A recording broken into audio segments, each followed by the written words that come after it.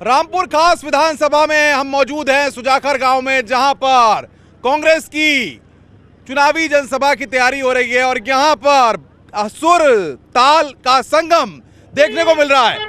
UP चुनाव का अलग रंग, सुर ताल के संगम के साथ लोगों की भीड़ यहां पर जुटी हुई है। कांग्रेस की जनसभा में लोग यहां पर आए हुए हैं और सुर और ताल का संगम हो रहा है। हमारे साथ लोग हैं, इनसे बात करेंगे, समझेंगे क्या चुनाव का रंग है पूरी तरह से इस बार। जी हाँ, कैसा रंग है? बहुत बढ़िया है। सुर और ताल बजा के क्या कहना चाह रहे हैं आप? बहुत बढ़िया चुनाव है, इस चुनाव में मोना जी जीतेंगी। क्या भीड़ जुटाने के लिए इस तरह से करते हैं क्या? जी सर। सुर और ताल बजा देंगे तो भीड़ आ जाएगी। हाँ। लोग क्या कहते हैं, क्या कहते हैं लोग? ये सुर ताल बजा करके भीड़ जुटाने की नहीं है, बल्कि हमारी लोगों की आस्था प्रमोद तिवारी और मोना दीदी से जुड़ी है, इसलिए उनके प्रचार में हम लोग अपना योगदान दे रहे हैं। क्या सुना के आप कहेंगे कि चुनाव इस बार रंग में रंगा है? क्या सुनाएंगे? सुनाएंगे मोना दीदी के लिए क्षेत्र की जरूरत। सुना के दिखाइए, सुनाइए सुनाइए। अरे रामपुर जागा है, रामपुर जागा है, अरे आई बाटी मोना बहन हमार रामपुर जागा है।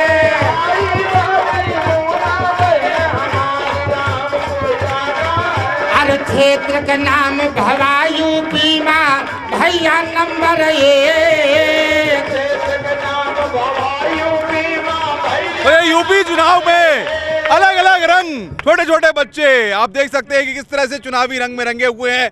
भले ही ये बच्चे वोट न डालें, लेकिन सुर और ताल के संगम पर थिरक कर ये संकेत दे रहे हैं कि इस बार रामपुर खास में चुनावी रंग जबरदस्त है और हर रंग कुछ कहता है। तो ये रामपुर खास की तस्वीर है कि किस तरीके से यहाँ पर कांग्रेस की रैली में चुनावी रंग साफ दिख रहा है। लोग यहाँ पर देख सकते हैं किस तरीके से जुटे हुए हैं और जाहिर तौर पर इस बार आराधना मिश्रा के लिए यहाँ पर कांटे का मुकाबला है, क्योंकि बीजेपी ने नागेश सिंह को यहाँ से चुनावी मैदान में उतारा है। और क्या कुछ रंग है उनको जानेंगे, समझेंगे, बढ़ते हैं आगे।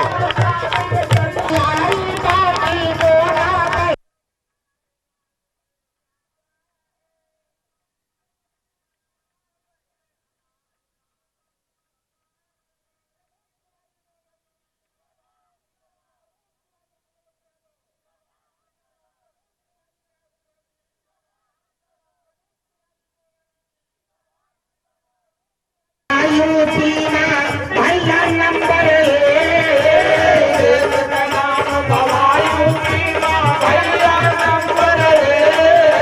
अरे कहते माई दूध पिलाई, अरे तेरे बरते कटमरिया बाजा है, कमरिया बाजा है, सरनाथ के सजाया है दरबार।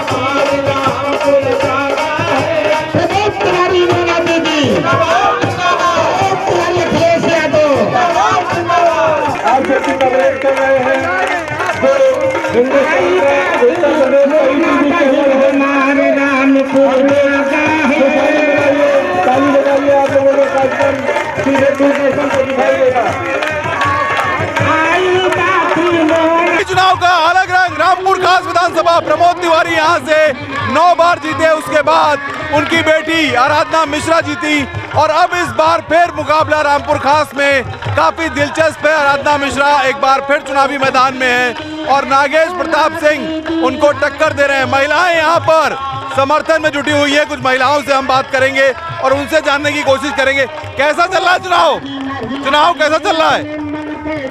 चुनाव कैसा चल रहा है? पंजाब है। चुनाव कैसा चल रहा है? चुनाव कैसा चल रहा है? बढ़िया चल रहा है। बढ़िया चल रहा है। वोट डालेंगी किसको? मोना वोट डालेंगी किसको? मोना दीदी। क्या वोट डालेंगी किसको? मोना दीदी का। तो यहाँ पर देख सकते हैं कि महिलाएं पूरी तरह से चुनावी रंग में सराबोर हैं। हर रंग कुछ कहता है चुनाव का। तो ये रामपुर खास की तस्वीर है जहाँ पर महिलाएं जनसभा में जुटी हुई हैं बड़ी तादाद में और वो अपनी एक ताकत का संकेत भी दे रही हैं और अपनी बात भी रख रही हैं।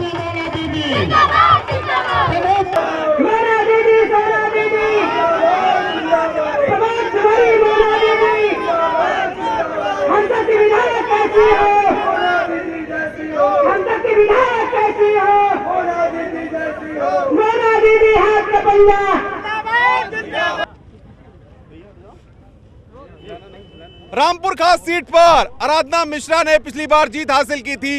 इनके पिता प्रमोद तिवारी लगातार 9 बार यहां से विधायक रहे हैं और इस बार भी मुकाबला है। बीजेपी ने यहां से नागेश प्रताप सिंह को चुनावी दंगल में उतारा है। आराधना मिश्रा बातचीत करने के लिए हमारे साथ हैं। किस तरीके से देख रही हैं इस बार मुकाबले को? देखिए, मुकाबला चुनाव जो होता है वो चुनाव की तरह लड़ा जाता है। तो चुनाव में कोई पूरा 100% दे करके इंसान अपना चुनाव लड़ता है। पर जहाँ तक मुकाबले की बात है, चुनाव में पिछली बार जब मोदी जी की लहर थी तब इस विधानसभा क्षेत्र ने मुझे 70,000 की लीड दे करके जिताया था। ये मेरा घर है, मेरा परिवार है। यहाँ लोग मुझे वोट नहीं देते, यहाँ लोग मुझे अपना आशीर्वाद और प्यार देते हैं और मुझे पूरा विश्वास है कि पिछले से भी ज़्यादा प्यार और आशीर्वाद अब की मुझे रामपुर खास परिवार मुझे देगा। इस बार गठबंधन हुआ है, समाजवादी पार्टी भी साथ है, क्या लग रहा है कुछ समीकरण बदले हैं? समीकरण बिल्कुल बदले हैं। पिछली बार मेरे खिलाफ सपा का ही प्रत्याशी था और उसका हमेशा रहा भी है, तो थोड़ा बहुत तो फ़र्क पड़ता है। पर पूरे उत्तर प्रदेश में और हमारे आसपास की विधानसभाओं में भी और मेरी विधानसभा में भी जो हमारे सपा के ट्रेडिशनल वोटर्स हैं उसका फर्क पड़ेगा। प्रमोद जी के राज्यसभा जाने के बाद आराधना मिश्रा पे खासा दबाव था क्योंकि पिता की जिस तरीके की छवि है, पिता का जिस तरीके का राजनीतिक कद है, उसके बाद आपको कद आगे बढ़ाना था, जनता से संवाद करना था। 2.5 साल का वक्त था, अब आगे एक मौका फिर चाह रहे हैं आप। क्या जिम्मेदारियां हैं, क्या प्राथमिकताएं हैं, क्या चुनौतियां हैं? देखिए, मुझे 2.5 साल नहीं, मैंने तो 15 साल मैं ब्लॉक प्रमुख रही हूँ यहीं से और मैंने बहुत पहले से अपने पिता के लिए प्रचार प्रसार शुरू किया था। मैं बहुत छोटी थी तब से और 15 साल ब्लॉक प्रमुख रही मैं यहाँ पे। तो ये मेरा कोई नया रिश्ता नहीं है रामपुर खास से।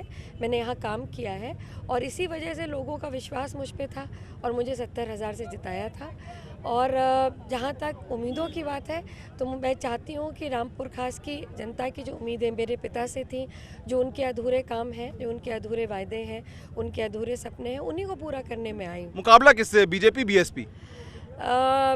बीजेपी भले ही आज दिखाई दे रही हो सड़कों पर मुझे लगता है मुकाबला बीएसपी से होगा। क्या लग रहा है रामपुर खास की तस्वीर आने वाले वक्त में अगर आराधना मिश्रा एक बार फिर जीत के आती हैं तो बदली नजर आएगी?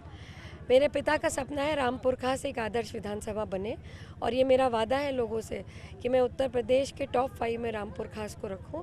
ये वादा और ये इसी पे मैं मेहनत कर रही हूँ। अब तक ये देखने को मिलता था कि आराधना मिश्रा जीतती या प्रमोद तिवारी जीते तो कांग्रेस जो थी वो जाहिर तौर पर उत्तर प्रदेश में मजबूत नहीं थी। अगर सपा कांग्रेस का गठबंधन की सरकार बनती है, जनता का विश्वास मिलता है तो जाहिर तौर पर आप मजबूत होंगी क्योंकि आप सपा कांग्रेस गठबंधन से प्रत्याशी हैं। तो रामपुर खास में क्या और खास होगा आने वाले वक्त में? पिछले 35 सालों में बहुत काम हुआ है रामपुर खास में और 2.5 साल में जो मुझे समय मिला मैंने पूरी कोशिश की है कि रामपुर खास में जितनी भी विकास की योजनाएं प्रदेश सरकार से ला करके मैंने दी है, यहाँ पे trauma centre, hospital, roads, power house, ये सारी चीज़ें आ चुकी हैं, पर मैं ये मानती हूँ कि अभी बहुत सारे काम होना बाकी हैं। और गठबंधन की सरकार में अगर कांग्रेस की हिस्सेदारी होगी तो मेरा रामपुर खास के अपनी जनता से वादा है कि सबसे बड़ा विकास का हिस्सा मैं रामपुर खास में लाऊंगी। तो ये आराधना मिश्रा है जो साफ तौर पे कह रही हैं कि अगर जनता ने एक बार फिर उन पर विश्वास जताया तो वो आने वाले वक्त में रामपुर खास की तस्वीर बदलेंगी और पिताजी प्रमोद तिवारी ने जिस तरीके से इस क्षेत्र में काम किया है उन कामों को और आगे बढ़ा के रामपुर खास के लोगों के लिए काम करेंगी।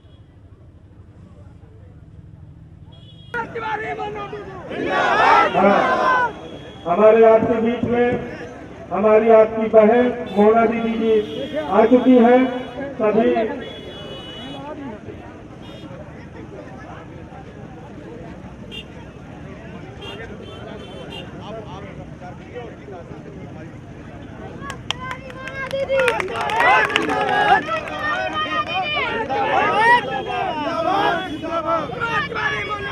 जिंदाबाद जिंदाबाद।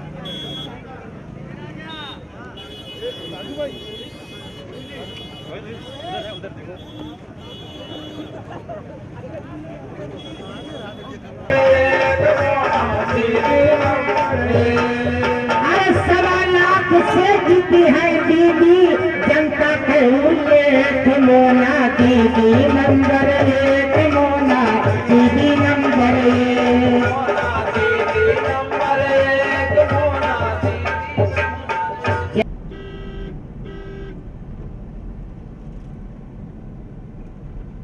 उसके चाल चलन में बदलाव आ जाता है, लेकिन विनोद सरोज जिस विनम्रता से चुनाव के पहले आते थे इस 5 साल के दौरान उसी तरह से आए। उनका भी धन्यवाद ज्ञापित करते हैं। आपका आशीर्वाद और आपका ये जो भरोसा है ये हमारी सबसे बड़ी धरोहर है और किसी भी राजनेता के लिए, किसी भी जनप्रतिनिधि के लिए विश्वसनीयता एक बहुमूल्य चीज होती है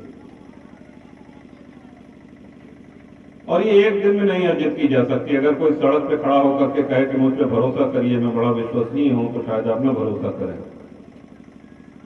युग बीत जाते हैं विश्वसनीयता अर्जित करने में और मैं समझता हूं कि अपनी सेवा के बल पे, अपनी उपस्थिति के बल पर, चाहे वो विधायक जी हों, चाहे गोपाल जी हों, आपका स्नेह और आपकी विश्वसनीयता इन्होंने अर्जित करी है और 5 साल आपके बीच में रह करके आपके बुलावे पर जब आपने जहां बुलाया है वहां उपस्थित पाया है।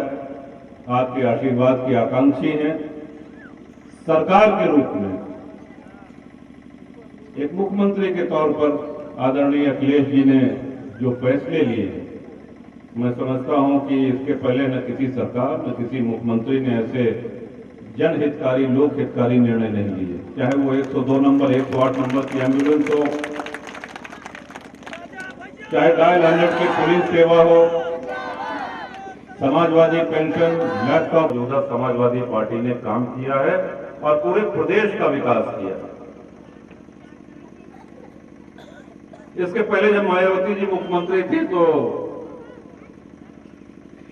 कोई मजबूर, लाचार ऐसा आदमी, गरीब आदमी जो अपना इलाज कराना चाहता था, मंत्रियों को ये निर्देश था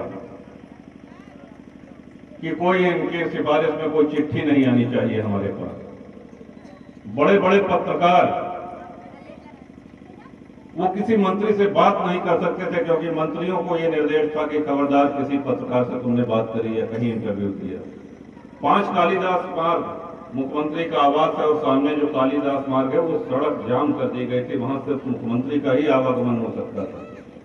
ये आपका आशीर्वाद और क्योंकि कुंडम रिश्तेदारी हुआ तो वो सही नहीं चलेंगे, कुंडम वाले के आप लोग का हुआ तो असर पड़े।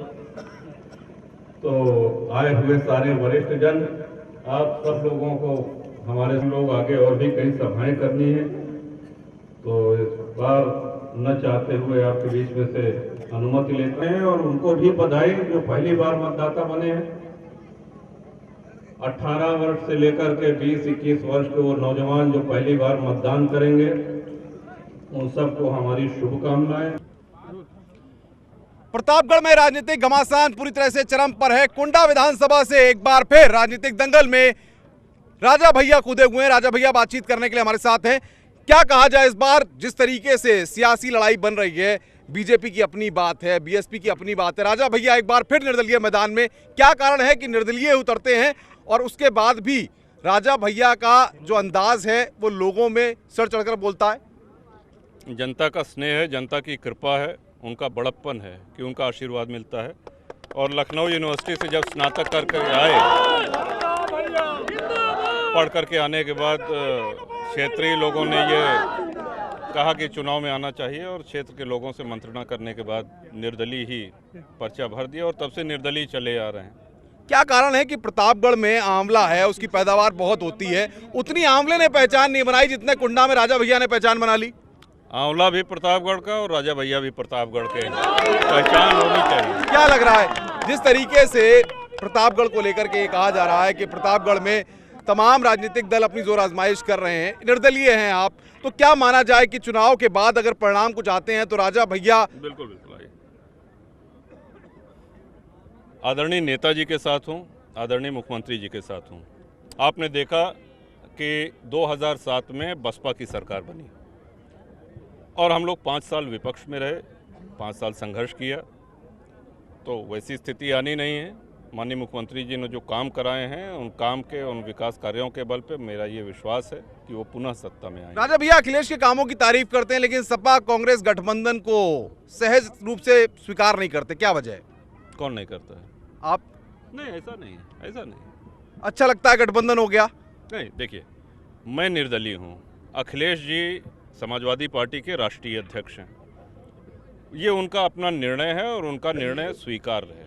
जो वो हमारे मुख्यमंत्री हैं, मैं उनके मंत्रिमंडल में मंत्री हूं और जो उन्होंने निर्णय लिया है उससे मैं सहमत हूं। कुंडा के लोग कहते हैं, कुछ लोग ये भी कहते हैं, चर्चाएं जब होती हैं राजा भैया की कि दबंग हैं, बाहुबली हैं, कुछ लोग कहते हैं राजा हैं। राजा भैया क्या मानते हैं अपने आप को, क्या हैं? मैं कुंडा को और बाबागंज विधानसभा को अपना परिवार मानता हूं। ये 2 विधानसभाएं नहीं हैं, विश्व का सबसे बड़ा परिवार है, ये मैं मानता हूं। राजतंत्र तो समाप्त हो गए, हाँ ये ठीक है कि हमारे पूर्वज राजा हुआ करते थे, लेकिन जब से गणतंत्र आया, लोकतंत्र आया, तब से अब तो कोई राजा रह नहीं गया है। और रही बात दबंग की, तो हाँ, अगर गरीब असहाय लोगों को सताया गया है तो उनकी लड़ाइयाँ मैंने लड़ी हैं, संघर्ष किया है, जेल गए हैं, मुकदमे झेले हैं और आगे और भी करते रहे। राजा भैया का इस बार कुंडा में मुकाबला है या नहीं है? ये आप कुंडा में पूछें तो ज़्यादा अच्छा रहेगा। अभी हम दूसरी विधानसभा में खड़े हैं, ये कुंडा नहीं है, बाबागंज विधानसभा है, लेकिन कुंडा में जा कर के आप पूछें। और मैं सौभाग्यशाली मानता हूं अपने आप को कि हर वर्ग का, हर आयु वर्ग का, जाति पात का कोई बंधन नहीं है, सबका आशीर्वाद मिल रहा है। तो ये राजा भैया हैं जो निर्दलीय एक बार फिर चुनावी दंगल में है, जिनका कहना है कि जनता का विश्वास उन पर है और जनता के लिए उन्होंने जो काम किए हैं उसका भरोसा और उसका परिणाम उनको इस चुनाव में भी मिलने जा रहा है। राजा भैया,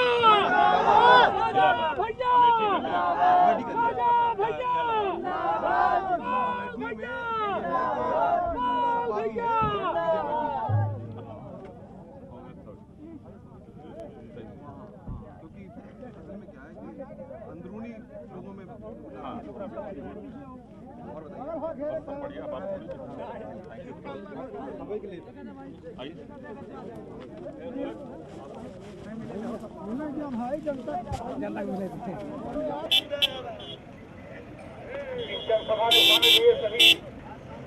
राजा भैया परिवार की तरफ से हार्दिक स्वागत करते हैं। आने वाले प्रतापगढ़ की सियासत, आवाज आएगी? प्रतापगढ़ की सियासत और चुनावी मिजाज को आगे भी समझेंगे। यहां रुक रहे हैं एक ब्रेक के लिए, ब्रेक के बाद जल्द हाजिर होते हैं। चलो, चुनावी माहौल क्या है चाचा? सब ठीक है? वोट डालोगे? हाँ बिल्कुल वोट डालोगे? हाँ डालेगा साहब। किसको? राजा भैया को। कैसा चल रहा है चुनाव? जैसे होएगा कहा वैसे ही। आप कब से वोट डाल रहे हो? अरे वोट तो बहुत नहीं डालता है कहा नहीं। अच्छा। हाँ लेकिन यहाँ कहा है कि चोर बाजार साहब सरकार यहाँ पर। कभी कुछ हुआ? वोट डाले इतने साल से, बदली? कुछ नहीं, कुछ नहीं। क्या चाहते हो अब की बार? अरे साहब अब हम कुछ नहीं चाहत, जो को आपकी इच्छा हो।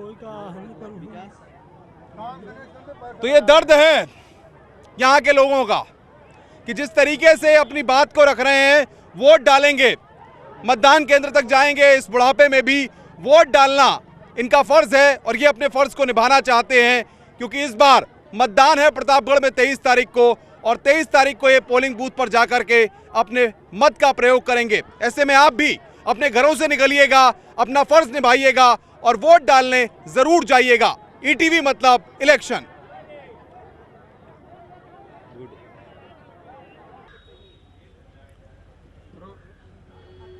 राजनीति में माहौल गर्म है और प्रतापगढ़ के रामपुर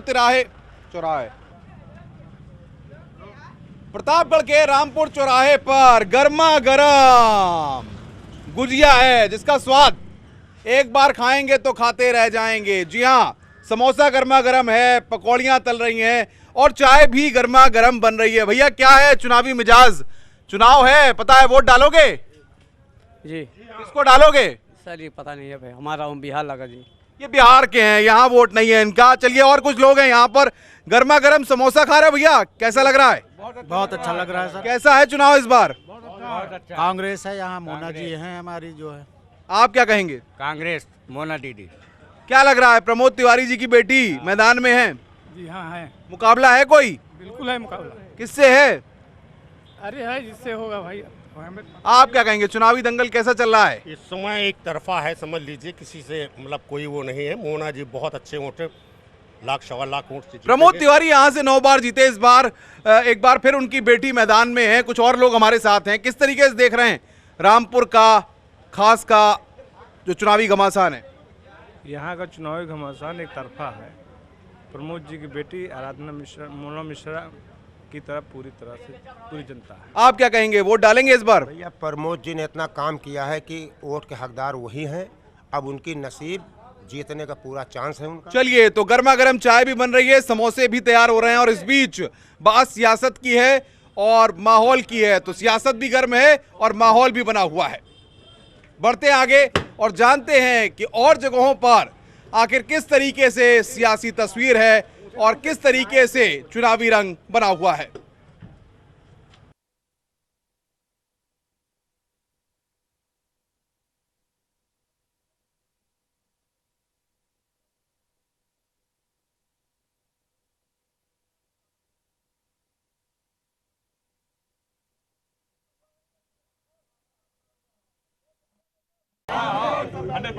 वोट डालोगे ना? क्या लग रहा है आपकी चुनाव में?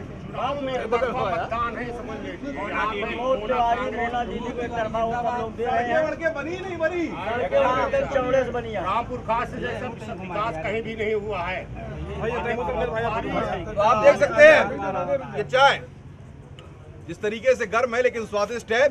इसीलिए राजनीतिक पारा प्रतापगढ़ में रामपुर खास विधानसभा में गर्म है, क्योंकि मुकाबला इस बार यहां दिलचस्प होना है। बीजेपी यहां पर कांटे के मुकाबले में प्रमोद तिवारी की बेटी को टक्कर दे रही है। बीएसपी भी चुनावी दंगल में है, लेकिन लोगों की अपनी बातें हैं और मुकाबला दिलचस्प होना है। आप अपनी बात कह रहे हो? नहीं, हम अपनी बात नहीं कह रहे हैं, पूरी जनता की बात कर रहे हैं। यहाँ पर बीजेपी माने जीरो, कांग्रेस ही कांग्रेस। पंजा दिखाओ, पंजा दिखाओ। प्रमोद तिवारी, मोना तिवारी जिंदाबाद, जिंदाबाद। मोना मिश्रा, प्रमोद तिवारी जिंदाबाद, जिंदाबाद। कोई किसी के चक्कर में मत पड़ो, वोट हमारा।